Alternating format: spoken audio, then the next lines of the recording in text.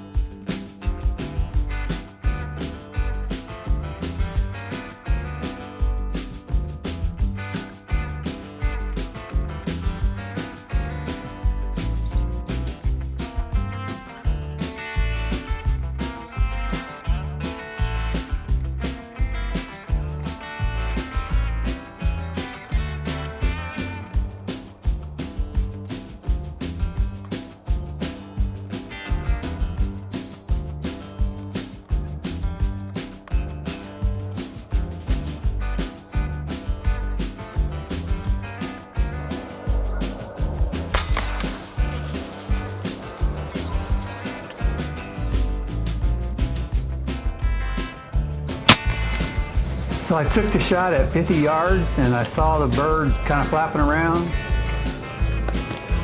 Down turkey. After I shot, you could tell the birds, they knew something was wrong. They sensed a little danger and they started flying off. And very rarely do you see turkeys fly. So some of them ran off, some of them flew, but you could tell they're getting a little nervous.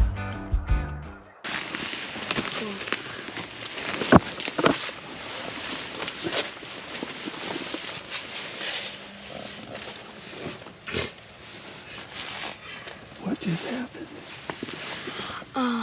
The turkey came from behind us and got ready. You couldn't shoot, so Grandpa took the gun and Grandpa missed. Oh my God. Oh well, that's hunting. So I thought I saw some activity, so I snuck out of the blind and I started sneaking down, and I saw approximately 4 or 5 toms. So what I did was I started sneaking down, tried to get in position where I could get a good rest and range them. They weren't too scared. They didn't even know I was there. And what I did was I kind of get closer, try to get closer, see. So I saw some deer around, some does, and they were a little bit nervous, but didn't bother them. So I kept sneaking, trying to get a little closer to those turkeys. You can see the deer looking at me. I get down, and I'm trying to get as close as I can. And the turkeys were out in the field. There's all toms. So I finally get up where I could get a decent rest at them and get a shot at them.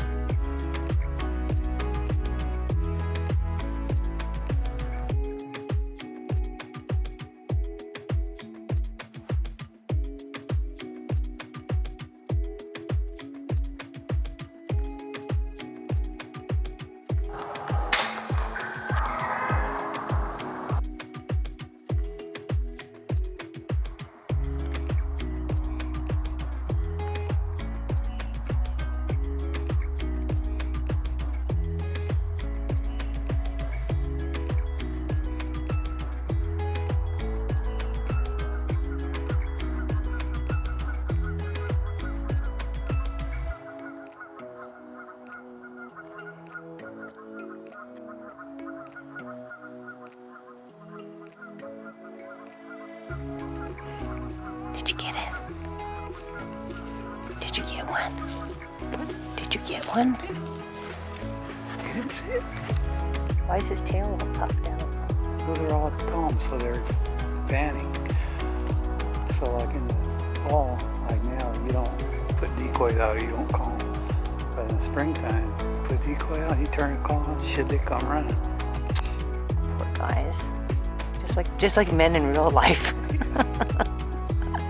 So one of the things about hunting turkeys in the fall is that you didn't see any decoys around my blind.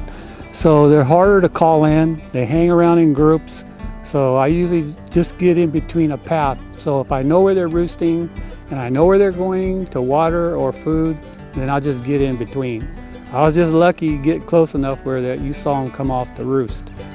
And one of the things about springtime is that, you know, we use decoys, and you get a turkey call and you start gobbling and giving hen calls, and those toms will come running in. But during the fall, they do not listen. So you just want to get in between where they're going from point A to point B. You can hear them clucking, you know, when they first come out of the trees, you hear them gobble. You hear a lot of the hens on the bottom clucking. I've heard them all around the blind this morning. You know, you could hear them and just see them. And they move real fast. We're sitting in the blind, not seeing nothing. All of a sudden I go, oh, there they are. You know, they're just right there right now. So they can cover a lot of ground. One of the things about having a ground blind is that you're concealed. So I sneak in here in the dark, probably like a half an hour before daylight. Get in the blind, try to be as quiet as you can. I open the windows and you're gonna see this mesh material. They have a hole for shooting through, but with air guns and bows and arrows, you can shoot right through the mesh. So these blinds are made to have you shoot through the mesh. One of the things about being in here also is it's very quiet, so I can move. Turkey have good, keen eyesight, so they see any movement and they're gone. They'll turn around and run off. Very seldom do you see them fly. Most of the time they will run. So in a ground blind, you're concealed. So you also want to have a shooting stick. So this is a shooting stick where I could hold the gun steady. Put the gun up and it holds you right there steady. You take your aim on your target, you shoot right through the mesh. They don't even know what happened. They can't even hear it. These guns are so quiet. After I got out of the blind, I decided to go stalk these birds.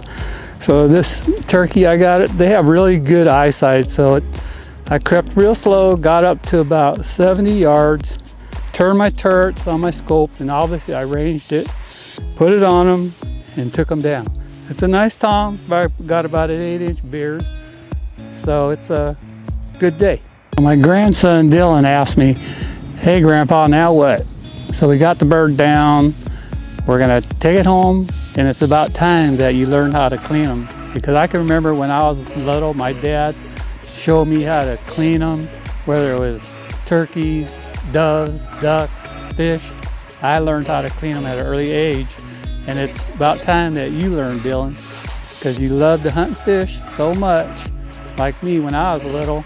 So you're following in my footsteps, so you're gonna learn how to clean them. So Dylan told Grandpa, hey Grandpa, let's get this thing clean because we're having this for Thanksgiving.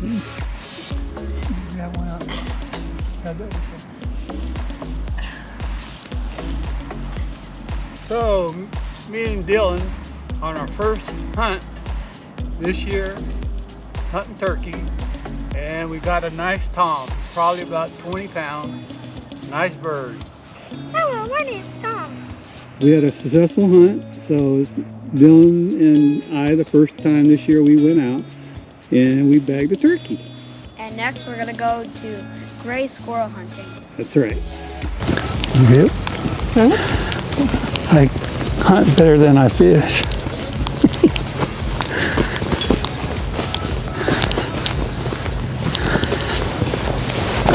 So we got this nice tom, and then now we're going to go ahead and clean it.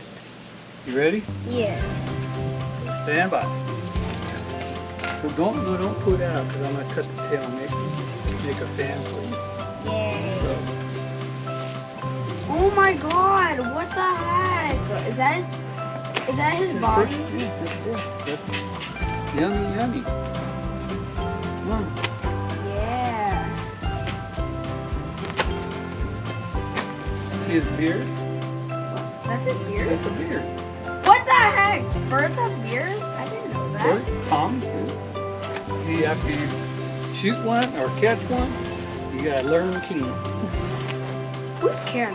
So a lot of times people just cut the breast out, but we're gonna roast this one, so we gotta pick it. Boy, that looks good, doesn't it? Yeah.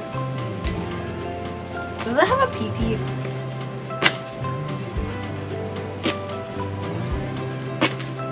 Does it have a PP or not? Where is it? Keep yanking. I know you're supposed to cut the wings. Ah! Ooh. Like a pan. There you go. Money. That's a turkey ready to cook. Yum, yum. Hi! If you're enjoying this video, hit the like button and subscribe to the channel. And turn on the notifications bell.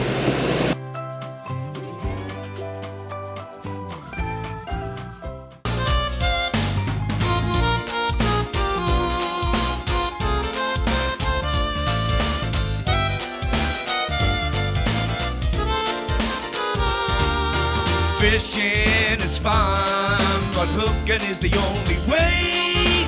We're gonna show you how to catch some fish today.